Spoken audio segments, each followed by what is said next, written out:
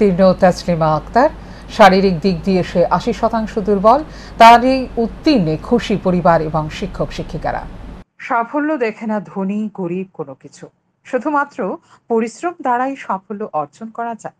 শারীরিকভাবে দুর্বল হলেও যে একজন ছাত্রী নিজেকে সমাজের মধ্যে নিজেকে তুলে ধরতে পারে, সেটাই প্রমাণ করল ত্রিপুরার মধ্য শিক্ষা পর্ষদ পরিচালিত মাধ্যমিক পরীক্ষায় উত্তীর্ণ ছাত্রী তাসলিমা আক্তার। সে জম্পুইজলাস্থিত প্রমোদনগর দ্বাদশ শ্রেণী বিদ্যালয়ের ছাত্রী।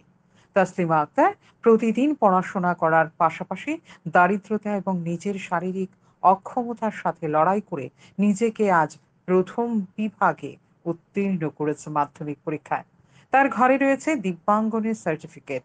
এতে লেখা রয়েছে তসলিমা শারীরিক দিক দিয়ে ৮০% দিব্যাঙ্গ, পরিবারও আর্থিক দিক দিয়ে তেমন স্বাবলম্বী নয়, কিন্তু হাতে গোনা মাত্র ২-১ শিক্ষক দ্বারা সে আজ করেছে। তার অসাধারণ ফলাফলে খুশি অভিভাবক মহল সহ শিক্ষক শিক্ষিকারা। তার এই অসাধারণ ফলাফল দিশা দেখাবে আগামী দিন ছাত্রছাত্রীদের। শারীরিকভাবে ও আর্থিকভাবে দুর্বল হলেও লড়াই করার প্রেরণা থাকলে সবই সম্ভব।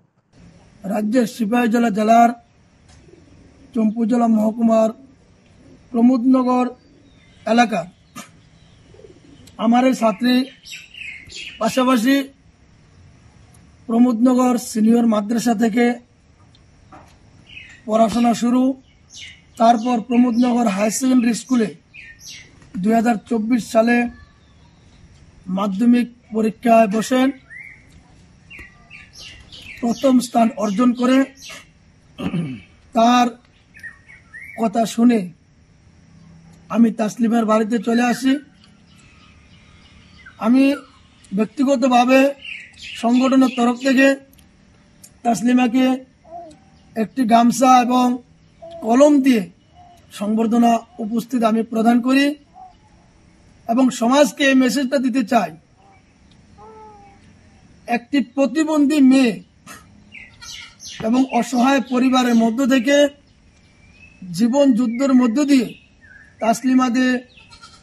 তাসলিমা আক্তার যে মা বাবা আত্মীয় স্বজন এলাকাবাসী সবার মুখে যে হাসি ফুটিয়েছে, এর জন্য আমি তাসলিমার ভবিষ্যৎ উজ্জ্বল ভবিষ্যৎ কামনা করি, আরো এগিয়ে যাক এই দোয়া করি।